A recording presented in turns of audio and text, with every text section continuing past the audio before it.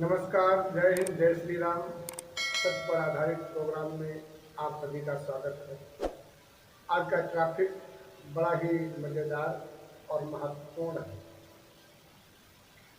आज व्यास गद्दी के ऊपर हम चर्चा करेंगे। गद्दी तो बहुत बड़ी बड़ी आपने देखा है, लेकिन वो गद्दी जो जीवन को स्वर्ग बना दे, जीवन में संस्कार रूपी अमृत घोल दे, आज उस गद्दी की हम महिमा का गुणगान करेंगे। जहाँ पर कई भक्तों के द्वारा प्रेशर पड़ा कि महाराज जी आज गद्दी की महिमा आप डालें, जिससे सनातन धर्म की गरिमा हमेशा बनी रहे, और जो भी इस गद्दी का प्रयोग करे तो इन चीज़ों का विशेष ध्यान रखे। तो आज हम व्यास गद्दी की महिमा का वर्णन करते हैं। तो सबसे पहले भगवान वेद व्यास जी का हम स्मरण करते हैं कि भगवान वेद व्यास जी शक्ति स्वरूपा आए और अपने उस बैठक, उस गद्दी की महिमा का गुणगान कुछ सुनाए। दोस्तों, भक्तों, व्यास गद्दी वो ऐसा स्थान है जहाँ पर उस ब्रह्म के द्वारा जो भी बोला गया है वो वहाँ पर बैठ करके समाज को कल्याण करे। समाज के अंदर आपने देखा होगा बहुत से डॉक्टर हैं, नीम हैं, हकीम हैं, बहुत से बच्चे, किसी की हड्डी टूट जाती है तो जोड़ने के लिए डॉक्टर हैं, लेकिन गांव समाज में कोई डॉक्टर नहीं है और वो अंगूठा छाप है, फिर भी डिग्री होल्डरों से अच्छी डॉक्टरी करते हैं। ये व्यास जी की महिमा का गुणगान है। तो कोई इसी के ऊपर अपनी बुद्धिमत्ता का प्रयोग यदि करता है, उसे वशीभूत करता है, तो व्यास गद्दी अपनी व्यास आसन की गरिमा को संभालते हुए समाज को सूचित करती है कि जो भी व्यक्ति इस गद्दी पर बैठेगा, नंबर 1, वो ब्रह्मचर्य से पूर्ण होना चाहिए, हमेशा प्रभु में ध्यान लगा रहना चाहिए, उसे माया मोह से दूर रहना चाहिए, उसे पैसे की कोई ज़रूरत नहीं होती, उसे भूख प्यास की कोई ज़रूरत नहीं होती। जब तक वो कथा और भागवत उस गद्दी पर व्यास जी की सीट पर बैठकर करते हैं, तब तक उनका जो है 1 नंबर 2 नंबर सोच क्रिया लघु शंका ये सब बंद हो जाती है। यही तो शक्ति होती है। जब तक व्यास गद्दी पर बैठ करके भागवत की जाती है, तब तक देखा होगा जो सत्य पर आधारित स्टेज चला रहे हैं, जो व्यास गद्दी की गरिमा को बनाए रखे हैं, वो बीच में रंग में भंग नहीं पड़ता है, वो शुरू से आखिरी में ही अपना वो क्रियाकर्म करते हैं। व्यास गद्दी पर बैठने वाला व्यक्ति ब्रह्मचारी और व्रत रख करके ही व्यास गद्दी को संभालना चाहिए। व्रत ये नहीं कहते भूखे रहो, फलाहार करो, हल्का सुपाच्य भोजन भी करो, लेकिन इतना भी नहीं कि भोजन ही याद आए और प्रभु का गुणगान की जगह पे सैया बलमा ही रह जाए। प्रभु का भजन करो। उस व्यास गद्दी पर वेद व्यास जी के द्वारा जो वेदों में वर्णित है प्रभु कैसे कल्याण करते हैं, उस परम पिता परमात्मा की कृपा पाने के लिए, उसकी दया पाने के लिए, उसकी शरण पाने के लिए, उस प्रभु की याद में जो उस व्यास गद्दी पर बैठता है, वो सीधा उस परमात्मा का ही स्वरूप हो जाता है। उसे व्यास गद्दी पर बैठकर कोई श्रृंगार नहीं करना चाहिए।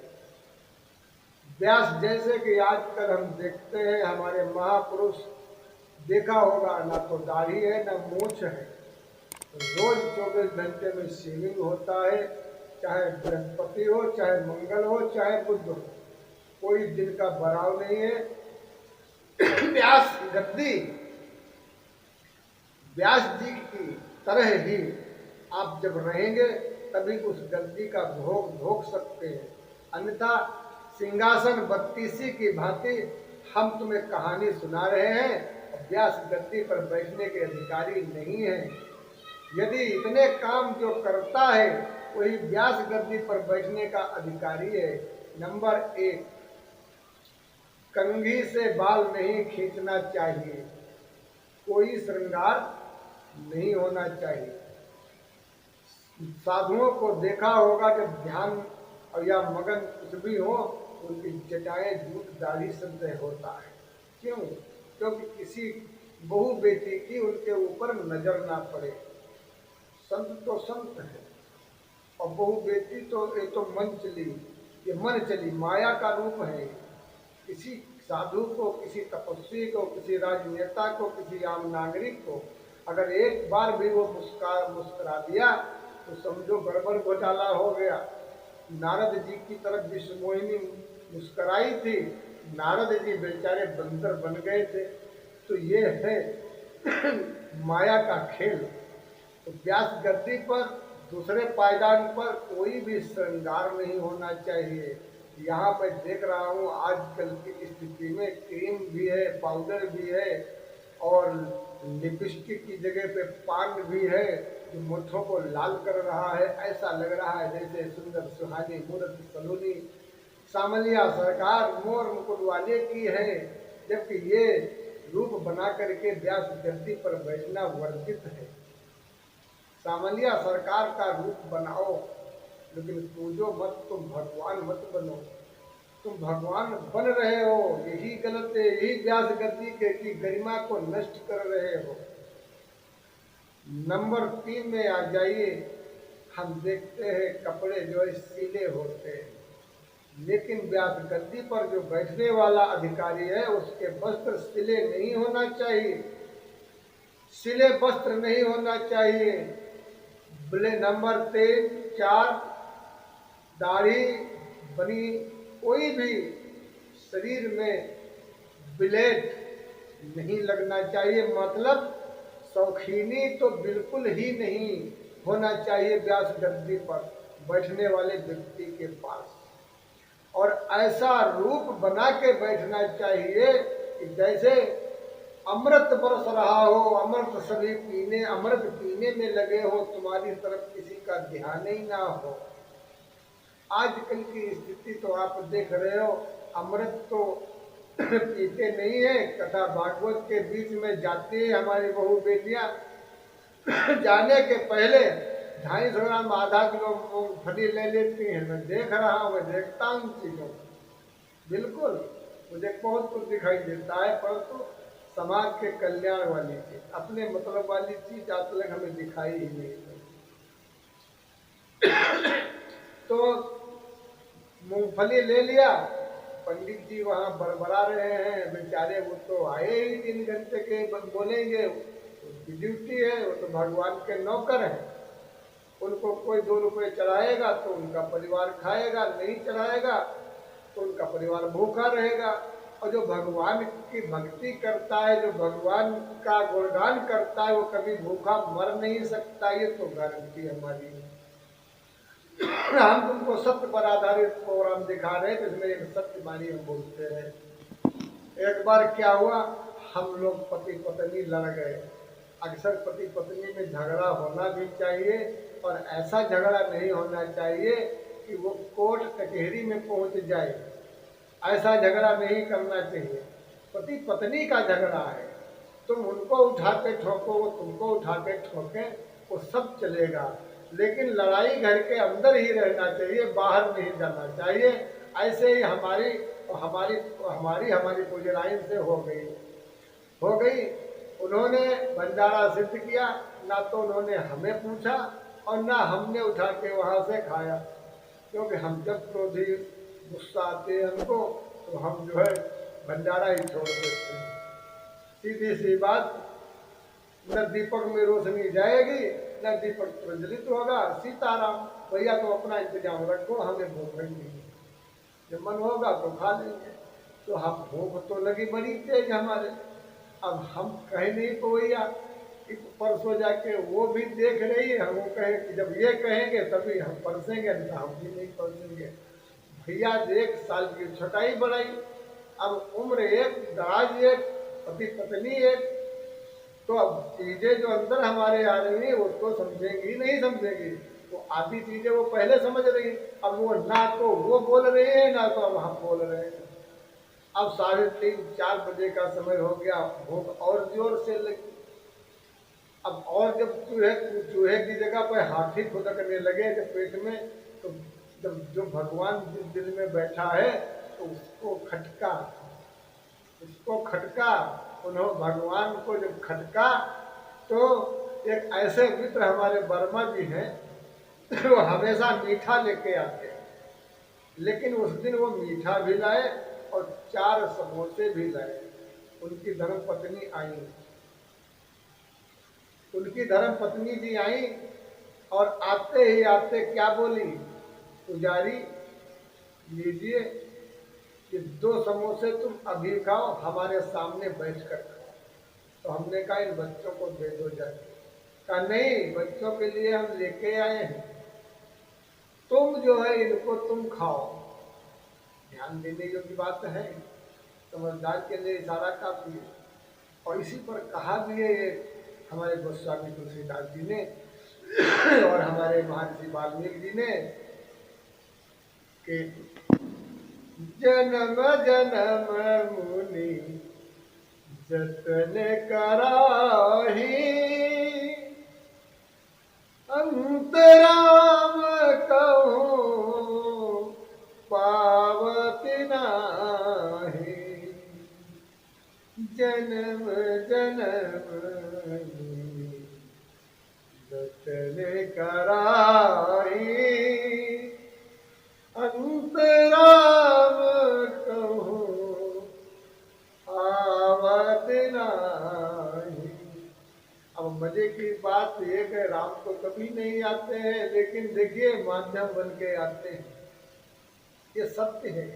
राम नहीं आएंगे क्योंकि संसार में सकल ब्रह्मांड में शंकर का जगत है और बंधु जगदीशा है, पालनहार।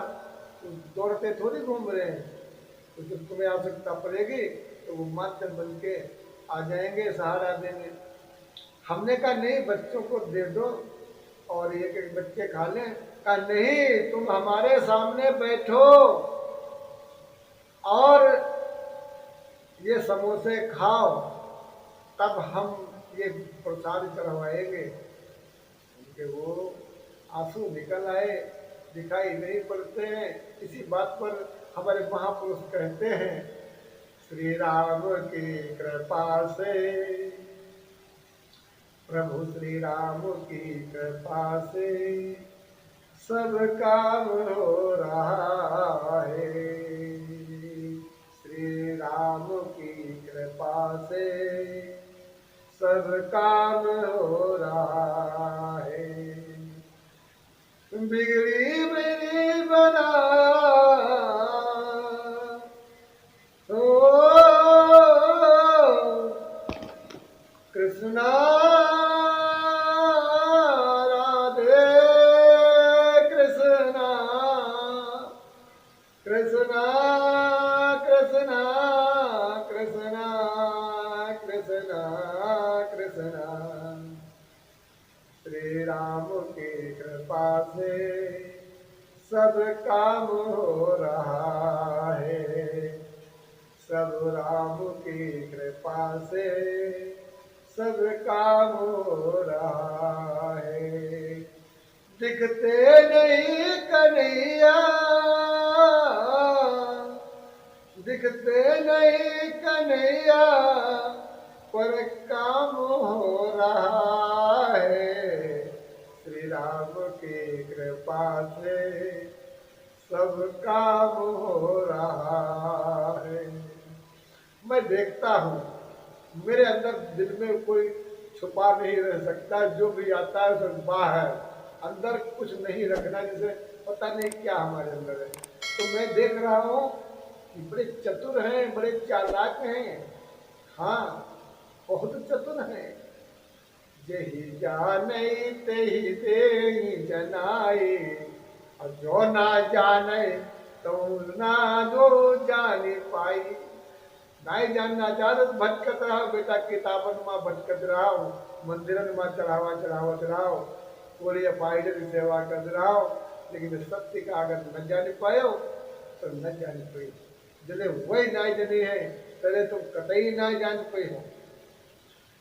तो ये मैं देख रहा हूँ मेरे दोस्तों, आज हम जो समोसे खाते हैं, पानी पीते हैं, और आंखों में आंसू आ जाते हैं, कहते धन्य है प्रभु, ड्यूटी पे पक्की लगा रखा है, लेकिन ये जो है नहीं, एक बार दर्शन भी दे दे।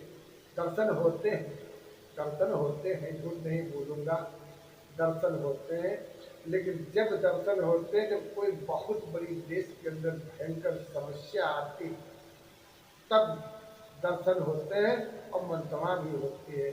आप लोग देख रहे होंगे कि बहुत से बड़े बड़े उल्का पिंड भारत के ऊपर धरती पर गिरने वाले, लेकिन कोई नहीं गिरे। ये क्यों नहीं गिरे आप नहीं मानेंगे।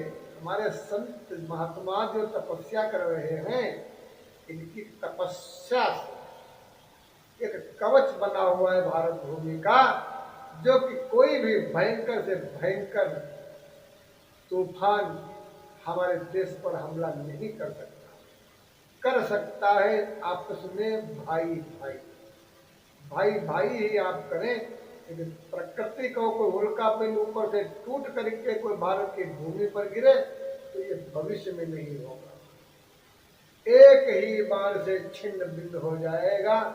ऐसे हमारे भारत के अंदर संत महात्मा है, उनकी दृष्टि से ही वो उनके पिंड के चकनाचूर हो जाएगी। एक सत्य है, सत्य पर आधारित प्रोग्राम में इसी के साथ अपनी वाणी को विराम दे रहा हूँ। अभी बहुत सी चीजें बाकी हैं। व्यास गद्दी के ऊपर बैठ करके किसी भी ऐसी चीज का प्रयोग ना करें जिससे कोई भी व्यक्ति को टोना टोटका झाड़ फूक जैसा नजर आए। भगवत व्यास गद्दी पर वो ही भक्ति प्रदान करें, वो भक्ति प्रदान करें जिस भक्ति को लोग तरसते हैं, दुनिया भागती है, लोग साधु हो जाते हैं, शरीर खपा देते हैं। आप उस भक्ति को उस व्यास गद्दी से सीधे संपर्क दें जो लोगों का कल्याण हो। कहें प्रभु, हे प्रभु हमारा बच्चा बीमार है, ठीक हो जाए, वो स्वयं प्रभु आके ठीक करे, आकर के उसके बच्चे को वो भक्ति प्रदान करे। ये नहीं कि वहां पर अपना काम बन गया चलो सीताराम, ये सिर्फ एक धंधा बन गया। तो धंधा ना करें, भगवान खुद खिला, जो संसार को खिला रहा है तुम उसकी भक्ति करोगे, तुमको खुद खिलाएगा, चिंता क्यों करते हो बंदे, राम तेरे साथ में। तो ये चीज है, व्यास गद्दी पर भक्ति बरसाओ। और अगर तंत्र विद्या करना है, तुम्हें आता है तंत्र विद्या, तो व्यास गद्दी से उठ करके अलग अपनी चौपाल लगाओ, जहां पर आप विशेष चीजें समाज के लिए कल्याण कर सकते। जैसे हमें लक्ष्मी प्राप्त करना है तो वो जिसको वो लक्ष्मी मन का मंत्र उसे दे, जिसे बुद्धि नहीं बुद्धि प्राप्त करना उसे सरस्वती का मंत्र दे, जिसका बच्चा बीमार है नहीं हो रहा तो उसको महामृत्युंजय का उसको जाप उसको दे मंत्र दे, उसका कल्याण, वो अपने आप स्वयं कल्याण करे जा करके, उसको दे। शास्त्र से लेकर के चीजें समाज में वितरित करें, समाज को मजबूत करें, ये काम करिए। तो अलग गद्दी पर, व्यास गद्दी पर, सिर्फ व्यास गद्दी पर सिर्फ व्यास जी की ही महिमा गुणगान होना चाहिए, सिर्फ भगवत चर्चा ही होना चाहिए। यही व्यास गद्दी की महिमा का ये तत्व है। व्यास गद्दी की महिमा यही है, जो भी उस पर बैठे ब्रह्मचर्य का पालन करे। कोई भी ब्लेड, कोई भी कटा फटा शरीर में बाल भौम मोछ नहीं होना चाहिए, शुद्ध ब्रह्मचारी होना चाहिए, बाल ब्रह्मचारी कोई बात नहीं। साधु संत ये महात्मा जो है ज्ञानी पुरुष हैं, इनको व्यास गद्दी पर बैठना चाहिए। आजकल मैं देख रहा हूँ जिसको मीठी भाषा आ गई, सीताराम बोलने लगा और ले लिया ढोलक हारमोनियम, समाज में जो है 10-10 रुपए देगा तो आराम से कर रहा है। ये गलत चीजें हैं। हमारी व्यास गद्दी को लोग नष्ट करने पर तुले हैं। जैसे संस्कारों का हनन करते हैं, ऐसे ही हमारे इस क्षेत्र को लेकर के आपने देखा होगा कि डमरू डमरू डमरू भगवान शिव का है और ये डमरू बर्फ बेचने वाले के पास है। आज डमरू जो है जो मंदिरों में बजाया जाता था, आज वो दुकानों पर 5 रुपए 10 रुपए का बिक रहा है। ध्यान दीजिए, त्रिशूल जो महाशक्ति का एक रूप है वो आज प्लास्टिक के बना के कहीं टूट गए तो भूले गलियारे में पड़े हैं। ध्यान देना, ये धर्म का पतन करते हैं कुछ ऐसे लोग, अपनी बुद्धि से चला रहे हैं तीर धर्म को नष्ट करने के लिए। इसीलिए कुछ ऐसे तत्व है जो व्यास गद्दी की गरिमा को नष्ट करते हैं, ऐसे लोगों को समझाएं। अगर हमारा वीडियो उन महापुरुषों तक पहुंच रहा है तो भैया अगर आपको मिलेगा एक ही चीज, चाहे इस हाथ में हीरा ले लो चाहे इस हाथ में हीरा ले लो, अगर व्यास गद्दी के अधिकारी बनना चाहते हो तो आपको उस जीवन में आना पड़ेगा, व्यास जी सहित जैसा बनना पड़ेगा, व्यास जैसा बनना पड़ेगा। और अगर आप गृहस्थ आश्रम में कथावाचक साधारण बनना चाहते हो तो व्यास गद्दी से हट करके अपनी चौपाल लगाओ, व्यास गद्दी को जो है गंदा ना करो। अगर आप तंत्र विद्या करते हो तो व्यास गद्दी की गरिमा को मत नष्ट करो, अपनी अलग दुकान लगाओ। कोई भी व्यक्ति हो, व्यास गद्दी का हर व्यक्ति अधिकारी नहीं है। हर व्यक्ति अधिकारी है वही जो उस ब्रह्म को पहचानता है, जो उस ब्रह्म के बिल्कुल ब्रह्म ही वो हो जाता है, ब्रह्ममयी। और ब्रह्म किसी के साथ छलावा नहीं करता है, ब्रह्म किसी के साथ धोखा नहीं करता है, ब्रह्म किसी के साथ